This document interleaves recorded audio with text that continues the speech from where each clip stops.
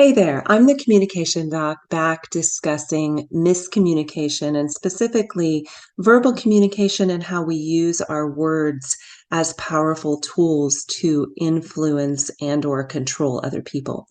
In my previous videos, I've discussed some negative ways that we use our words, and now I want to talk about some positive ways that we use our words. So let's address a couple of these.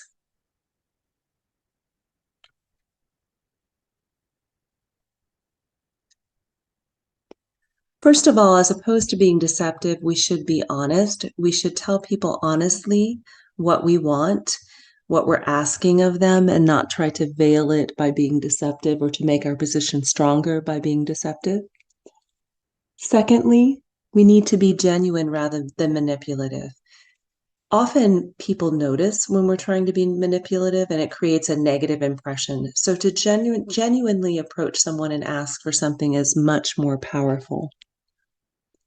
Asking rather than nagging.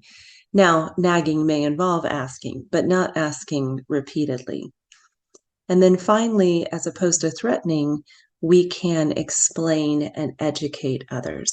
So if we give people valid reasons why we're asking for something and we educate them maybe on information they don't have, then that often will lead to the result we want. But what if it doesn't?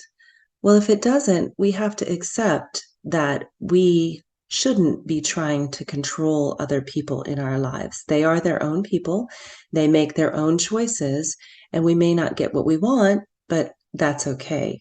Then we have to consider the outcome of that situation and the impact on our relationship. In my next video, I'm going to be talking about a second way that words have power, and that is to communicate our emotions or feelings. So until next time, let's get communication healthy.